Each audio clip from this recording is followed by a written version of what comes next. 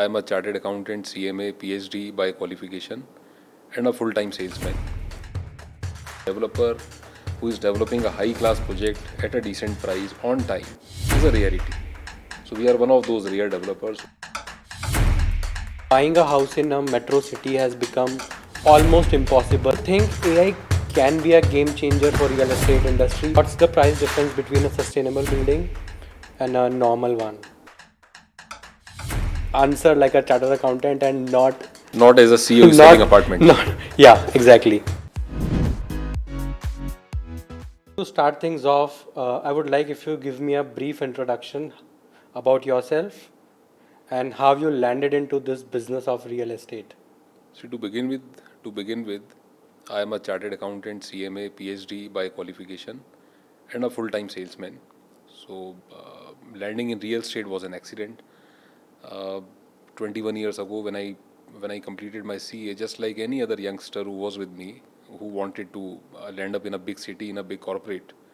So even I started my career in Bombay in Star TV in their corporate finance division. So I did not join real estate before spending 2.5 years in Bombay and in Star TV. So family kept pursuing. So all the while, my father kept calling me. My elder brother would keep calling me that now is the time for you to join the family business. And finally, I relented and I joined in January 2006. Uh, you worked at Star, so there was a very different shift from a glamorous life to working in a tier 2 city. Jaipur was not that much developed then. See, 2004, when somebody like me from Jaipur would go to Bombay, Bombay had all the glamour that a small city person like me, would crave for. In Star, I've seen so many, film actors, TV actors, Star Screen Award, and whatnot. So a lot of glamour was there in Bombay. You're very, very right on that. And in a city like Bombay, time flies. Working in a city like Bombay, a company like Star, you don't even realize, and time flies. A lot of my friends have been in Bombay for the past 20, 21 years now. So it was quite difficult for me to transit from a glamorous city, a glamorous job, to a family business Do you in still miss Jaipur. the glamour? See, whenever I go to Bombay, so Bombay, it is said once you see two monsoons of Bombay, so one can get out of Bombay, but Bombay does not get out of you. So Bombay has stayed with me for the past good 20, 19 years and all fond memories. I've learned a lot from that city, from my job. I learned punctuality from Bombay, professionalism from Bombay.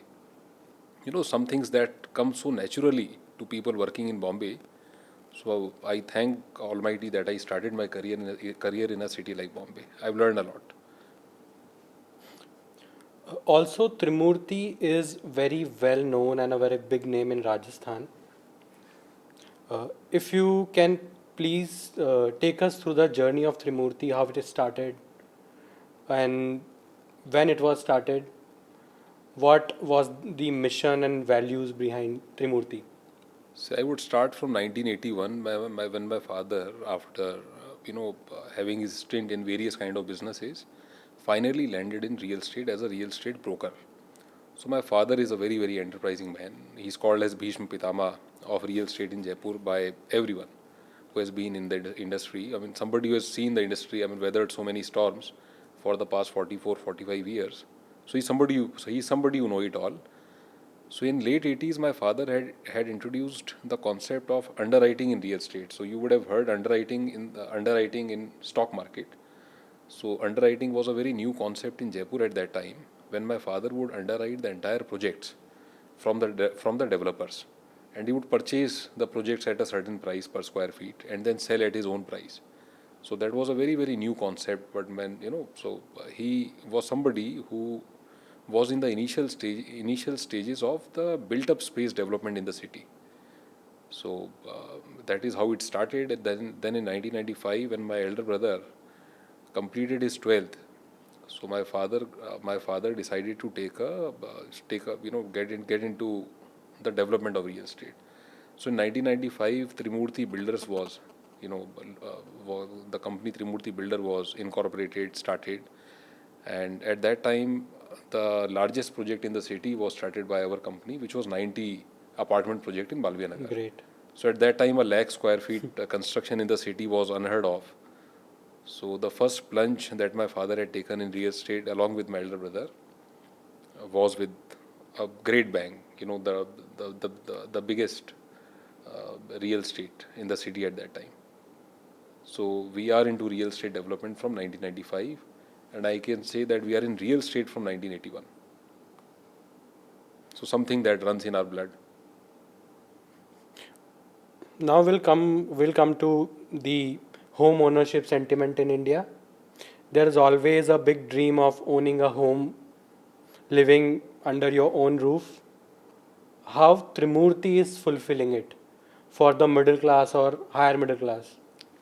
See, my father has been very clear about something that real estate is something where a middle class puts in maximum portion of his income.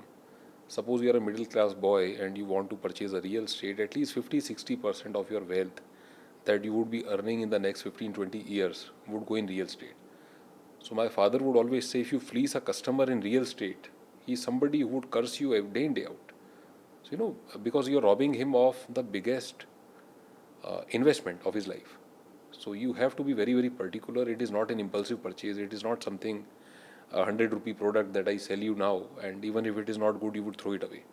So it's a very expensive thing. So our company has been mindful of the customer sentiments from 1995. Wherever we have developed a project, our peers, our competitors, our customers, anyone you ask in the market will tell you that Trimurti has delivered the best project in any location, wherever we have done a project, be it Bunny Park, be it Sea Scheme, be it Malviya Nagar, be it Jagatpura. So we have set the high standards, and we have set the tone, even for the green projects in Rajasthan. So our company was the one that started the first green project in 2010. So the first gold rated IGBC gold rated certification also was awarded to one of our projects, and after that, for the past 15 years, every project that we have done has been gold rated. So project delivery, delivering the projects on time at a decent price, very, very high quality. So these are hallmarks of Trimurti. Now one would wonder that every developer has to be like that. So what is so great that we are doing? But once Modi ji said that now bureaucrats who have started coming to the office on time is a news. Some 9-10 years ago he had made this statement. So unfortunately for real estate also, some developer who is developing a high class project at a decent price on time is a rarity. So we are one of those rare developers who are following these standards. Also, the sustainability comes with a cost. अगर हम sustainable practices follow करते हैं तो उसके operational cost में तो 20-30% का So I'll reduction. tell you, a green building normally will cost you vis-a-vis a normal building. Green building is an energy efficient building that we have been developing from 2010, ever since the IGBC had set its norms, and we have been following those. So some of our buildings have been gold rated, platinum rated.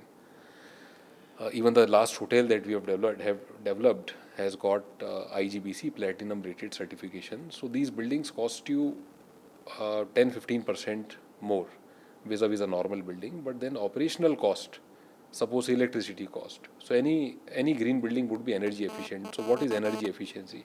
It would be consuming little bit of less water. It would be consuming little bit of less electricity. So there is water conservation, and the standards are such that once you follow those, your temperature would be slightly lesser in the building. Open areas would be more, sunlight would be more. So that is how you save on electricity cost also. So these buildings in a long run may cost your pocket a bit more today, but in long run they are beneficial for everyone. But what's the price difference between a sustainable building and a normal one? For instance, if a normal building cost, a normal flat cost 50 lakh rupees, what's So the it is price only difference? 10% higher. See, our project, Trimurti, if it is constructing a project in an area, would normally be higher than 10% or 15% at times vis-a-vis the peers. So this is the cost that in a way the customer is only reimbursing to us. So it is not a premium that we are charging. It is basically going towards the cost that we are incurring in making something which is better. So any customer who is conscious about these things can take pride in purchasing a product from Trimurti. Suppose you are a conscious person about society, you are a conscious person about environment, then it is for you to take a project from Trimurti and take pride in it. So we always say that it's a matter of pride even for the customers, because these customers also are little bit different than somebody who is only going for price. And I would congratulate you because in 2025 or in the last decade, people talked a lot about sustainability and global warming, but you are adapting it and building. I have researched on Trimurti a lot, and I came to a conclusion that Trimurti is investing a lot in a sustainable home. See, I'll just try and differentiate a product. A very recent product that we have developed vis-a-vis any township that comes in the city. So there is a project by the name Future City. There is another project called a Second Home. I would invite you to come and see. So while every developer would say that we our township is the best, who says that he is the second best? Everyone likes to claim that I am the best. But then with great confidence, I invite every single customer, whoever visits, to go and see the place. It in itself is a self-sustainable township. Lakhs of liters of water reservoirs have been created over the past 10 years. So we can proudly say that there are two big water ponds that we have developed within the city. Every single technology that we are using to make it a green project, a highly sustainable project. And one can, again, like our built up spaces, one can take pride in purchasing a plot at Second Home or Future City. People like to talk about it, like I jokingly say that in that USA, a country like USA will talk a lot about sustainability, but if you take a coffee from Starbucks in USA, you get to realize the lack of discipline they have towards the environment. A coffee itself, in a plastic mug they would give you, then with a straw, then they'll wrap it up with something, and one coffee itself is consuming so much of is generating so much of carbon. And then it is ludicrous then that such countries will then talk about sustainability. Also, on a lighter note, after Trump came, he banned those uh, paper straws, and he So true. mentioned that they are not good.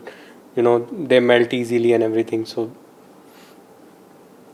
That's what. So it's a highly abused word, I would say. That people like to talk about it, but then there are very few who are really practicing it. So we take pride in saying that we have been practicing it for a while now. also, you run a leading real estate company of Rajasthan. There must be some risk and challenges in running this. Given the fact that there was one research conducted that in last 1 year the price of cement has increased by 10 to 12%. Also, after RERA kicked in, there are a lot of compliances. The projects are getting delayed. So, what are the risks and challenges in running a real estate company? You've done quite a lot of research, like a chartered accountant in real estate, which is very, very good. You're very right that during the COVID times, starting 2020, the major component that goes in development of a real estate is steel, followed by cement. And in both the cases, the prices had skyrocketed by 20 to 30%. Steel that was coming to you for 45,000 rupees per ton suddenly became 60, 65. Likewise, cement also became very expensive. Every single product in real estate, or probably I'm sure in every other industry also, got expensive by 10 to 15%. But this is where you differentiate between a good developer who is mindful and conscious vis-a-vis somebody who will fleece away from the market. We keep hearing stories in Jaipur because we are in Jaipur, so we hear more stories about the city that such and such person had started a real estate company.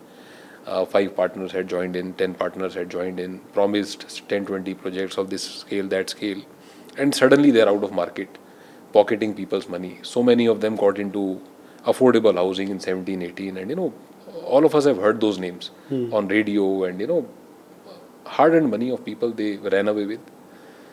So we are very clear that at least in couple of projects, I can tell you with great certainty that we could barely get out at a break even. We did not incur a loss, but then we could barely get out on break even because prices had skyrocketed. So there is no provision of escalation of price in real estate. Suppose I sell you an apartment for a crore rupee today, and my price goes high, you are not going to pay me 1.2 crore rupees for the same apartment. RERA regulations are there. My own commitment towards you is there. Towards the client is there. I mean, I would not reduce your price in case the price of material goes down. So it is all about commitment and how strong the group is. By God's grace, our group is a strong group. So we did take some beating in couple of projects because of the sudden escalation in the price. But then we got out of it.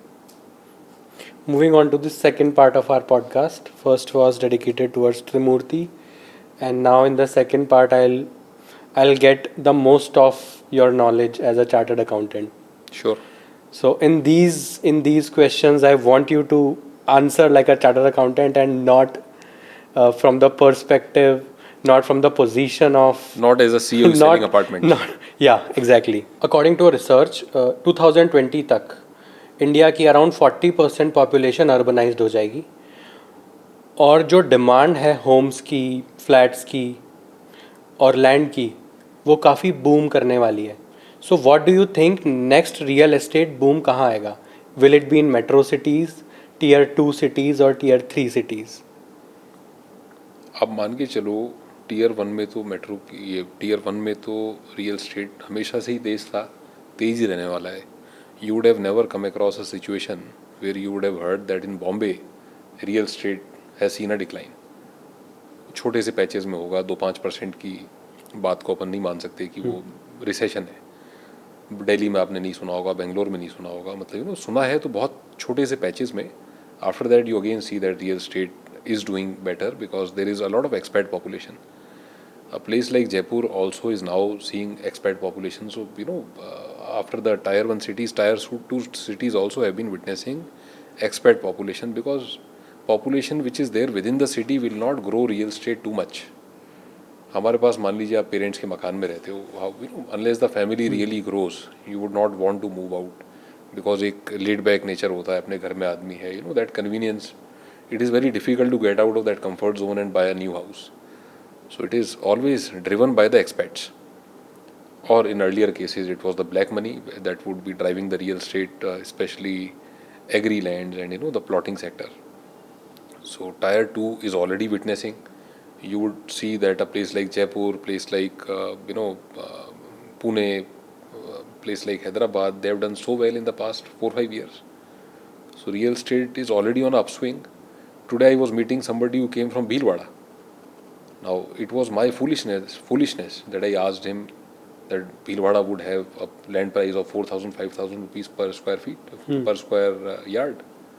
And he told me, Bhaiya, it is 40, 50,000 rupees per square yard. So, Bhilwara has the price that Jaipur has. So, tier 3, tier 4 cities also are already doing well. Also, in Sikar लोग flats के अंदर move कर रहे हैं. हाँ हाँ, yes. एक flat culture Sikar जैसे टीयर 3 सिटी के अंदर आ गया है. Because see, lands across the country. Somebody very recently was telling me about Darbhanga. That land prices are almost 5 crore rupee per acre. Now imagine, without knowing much about the Darbhanga market, somebody asked me what do you think should be the price. I told him must be 50 lakh rupees per acre. So it was 10x of the price that I quoted him. So prices across the country have risen very, very high. It is highly improbable for a new buyer to purchase a land and build a house. So it is natural for them to purchase an apartment which is cheaper. What could be the major reason for it? The overpopulation of India? See, population, of course, India is the most populated country in the world. Land size is just 1/3 of China. So wherever you go in India, you see people and you see noise. You really have to go much, much inside the cities to find a place where you don't hear somebody honking horn of a vehicle. So India is so densely populated, and population is not going to reduce any further. It is only going to increase as much as we may talk about population, gaining a certain level by 2050. That also is said that India's population would start declining after we are 150 crore people. But time only will tell how true is that, and how true finally if that happens. So till then, real estate is only going to see an upswing. Also, also there's a perception that buying a house in a metro city has become almost impossible for a middle class or a higher middle class person because the rates have shot sky high. I'll tell you globally also. Like when somebody tells you I live in London, there are hardly any people who live in London. They have bullet trains, and they would be staying at some place which would be 200 miles away from London. They like to say that we are living in London, but they'll wake up in the morning, take a bullet train, come down to London, work, and go back. Same is the case with Bombay, same is the case with Delhi, same is the case with Bangalore. I mean, same is the case with Hyderabad. People live far away. Now public transports are there, and they'll take a public transport, come work in the city, and go back and stay in the suburb. That is the harsh reality, because it is impossible to it is impossible for a MIG or upper MIG person to even dream of purchasing something which is in heart of the city. Also, there is a very big debate on social media, YouTube, Instagram, wherein the influencers say that renting a house is better than buying one. And I want you to answer this from the perspective of a chartered accountant, not the CEO, from the perspective of a CEO of a real estate company. So I'll tell you, it is all about the mindset that one has in a certain age. I'll quote an example. There was somebody, my school junior by many years. So he bought a 2 BHK apartment from me in one of my buildings in a suburban area that we had developed, some 50-60 lakh rupee apartment. So at that time, the fellow was not even willing to purchase a parking in the building, because he said, Bhaiya, I don't need a parking. I use Ola, Uber. But the same fellow, when he became 30 and started earning better, the same fellow bought a Mercedes. Because now Ola, Uber, after a point in time, you find them useful, but then you do require a car to move around. So thoughts change. You think differently when you are 25. You think differently when you are 35. You think very, very differently when you are my age, you are 44, 45. So it is all about the thoughts that change. So when you talk to a youngster, he would apply his mind and tell you that renting is cheaper. But after you cross 30, you're 34, 35, or I would say when you're married, you have kids. So house gives you a sense of certainty. House will always give you some sense of stability in life, some sense of appreciation that happens in the house. You will come across so many people who will tell you, I bought this apartment for a crore rupee and now it is selling at 2 crore rupee. Now, would that fellow be selling his apartment for 2 crore rupee? He would never be selling. It is only a notional gain that is there in the mind, because he is not going to sell the house for 2 crore rupee, and he is not going to enjoy with that 2 crore rupee. But so house always gives you that sense of satisfaction that I have got something stable with me. In case of need, I can sell the house and fend for my needs. Also, to support your statement, I want to quote a research that NRO conducted a research in 2024 where around 61% of millennials preferred owning a house rather than renting one. So true. So that validates my statement that house after a while will give you some sense of stability, which is very, very important. So when you are young, your income levels are not very high. At times, purchasing a house is improbable task. 21 years ago, when I was in Bombay, at that time with a very fancy salary, for somebody my age also, I could not have afforded to purchase a house in the farthest corner of the city also. So somebody like me was at that time looking to purchase a real estate in Pune, which was still an emerging market. So you mean to say that we should have a balanced portfolio One where should have a some of balance. our assets are parked, where we have a liquidity, and of some of our amount should be parked where.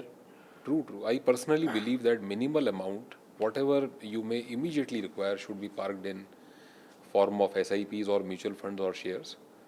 Otherwise, one should still believe in the traditional wisdom of old people, what old people taught our parents, what our parents have taught us, and focus on what you're doing. I see a lot of youngsters focusing only on stock market, and in the process they are losing sight of the current businesses and professions that they should be focusing upon. State के अंदर कुछ major disruption भी हुए हैं. First, Modi ji ने note बंद कर दिए, और उन्होंने वो नोट बंद किए जो हमको सबको बहुत ज़्यादा पसंद थे, द लेजेंडरी 1000 और 500 का नोट. इसके अलावा डिमोनेटाइजेशन के बाद डिजिटलाइजेशन ऑफ करेंसी भी हो गया. People have started accepting digital payments. UPI came in. Also, RERA is also one of the major disruption in the real estate industry.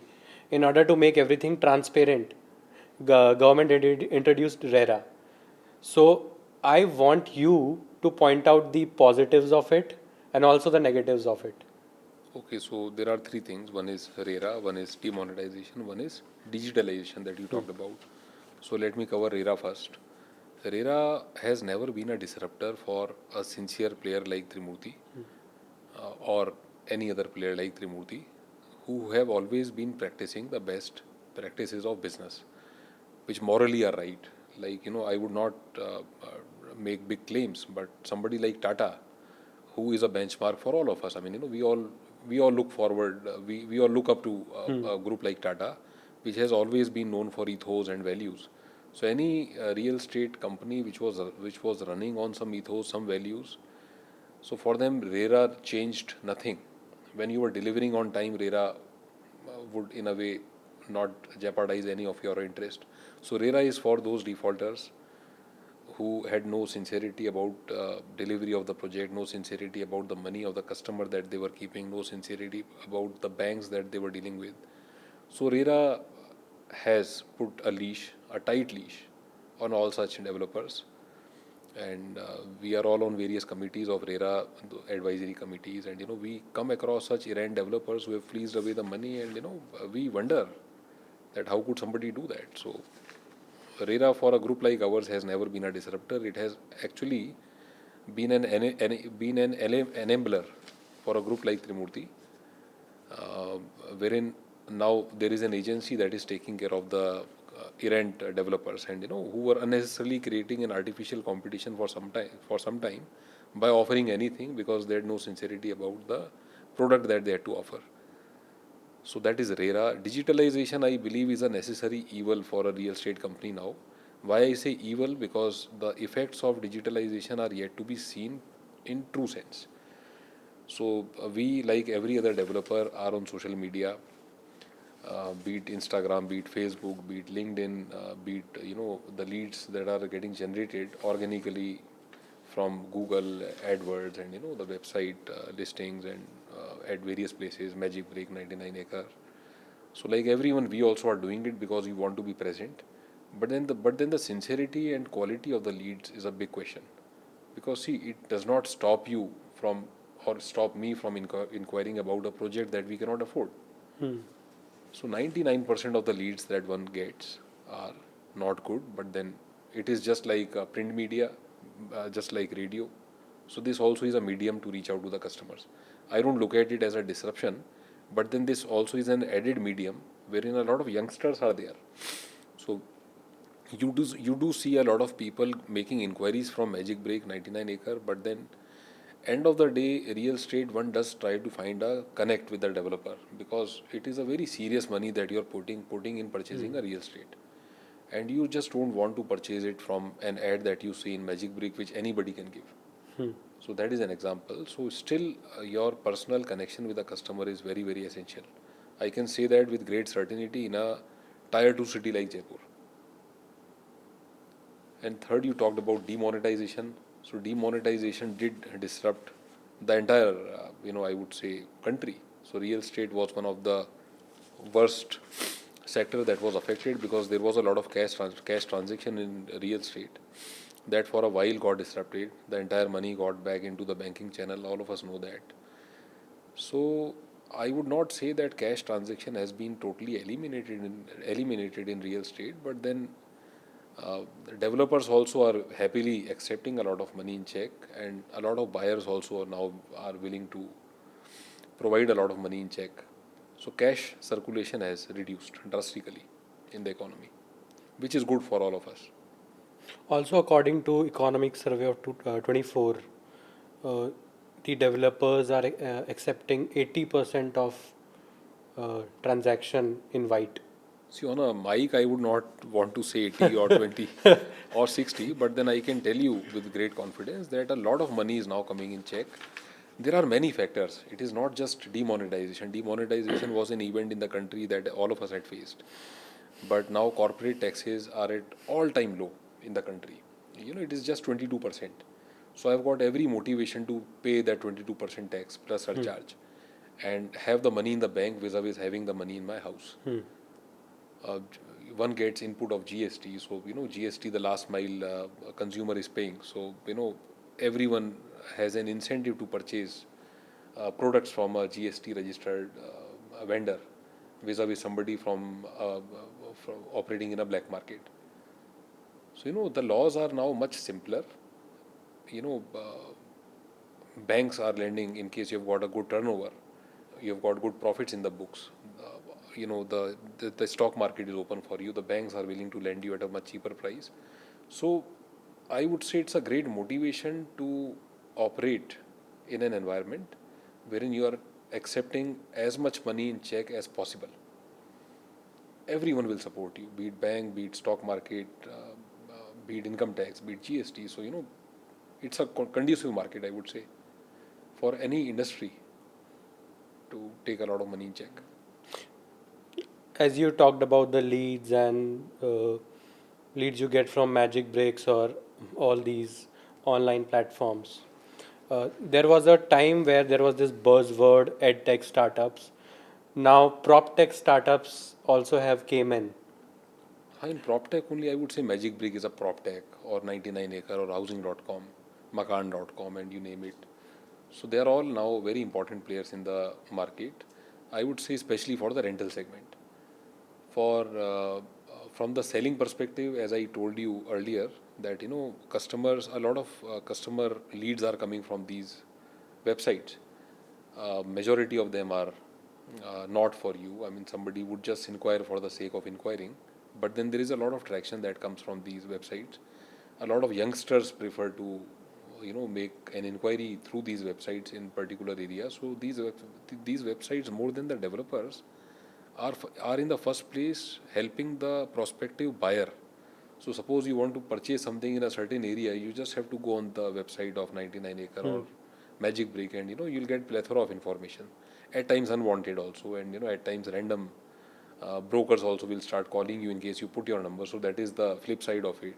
That uh, it is very easy to get in, but then somebody would start chasing you. So pros and cons. So these are, I just look at these as another medium through which the customers can reach out to us and we can reach out to the customers. These are no better, no worse than the other mediums that we had before these. Also, I come from content marketing, advertising, branding, and digital marketing background. So I'm very curious about the marketing strategies and the budget allocation of real estate companies. Uh, as in the morning, I open the newspaper, I see a full page ad of any of the real estate project. As I drive my car to the office, I see a lot of billboards, mostly covered by the real estate project ads. And there has been shift. If I talk about other industries, they are shifting to digital marketing. They are shifting to Meta ads, Google, and all these digital marketing platforms. What's the shift of Trimurti in digital marketing? For instance, if uh, before 5 years you are spending 100 rupees on marketing, as in traditional marketing, how much budget of those 100 rupees now you are allocating to digital marketing, content marketing, or any of these online platforms? So I can easily tell you that currently 60% of our fund allocation is towards these meta ads and Facebook, Instagram, Google, So Meta has LinkedIn. almost It is now 60%. And I did talk about the bad quality of leads that you keep getting from these sources.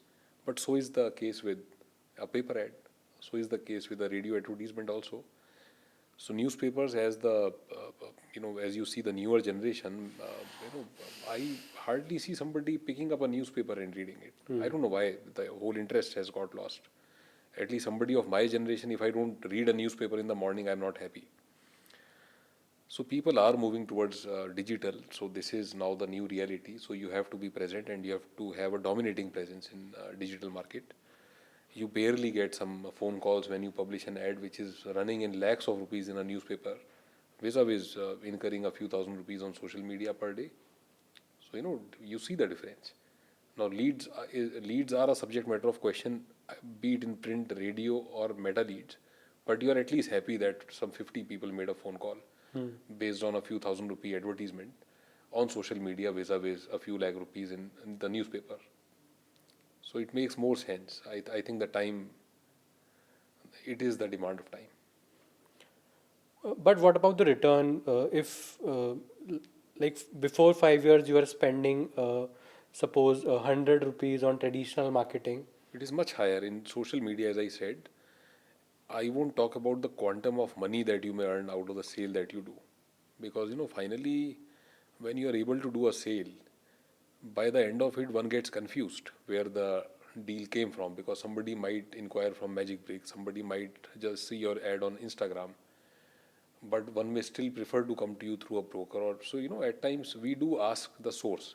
We are always interested in asking the customer that, who was the first person or first media that told you about us. So it is difficult to say that way, but then, you know, in the current scenarios, it is an utter waste of time to be on print media. That is my personal belief, that it is an utter waste of time. But we still do it because there is a peer pressure, because you're doing it, so I'm doing it. So I think that habit will take a little bit of a time to go away, where we take a 100% shift towards social media. I personally believe it is a great initiative by ViCCI. It's a knowledge series, and it is for everyone. It is done by ViCCI, but then this is for person of every society, every strata of the society. Appreciable effort, and I really congratulate you on behalf of ViCCI to have taken this initiative. And Thank I'm you. sure this will not be the first and last, and many more episodes are going to come. And personally, I would look forward to enrich myself. Thank you. Also, thank you so much, sir, for being with us on this ViCCI Radio podcast. Thank you so much. It's a great privilege. Thank you.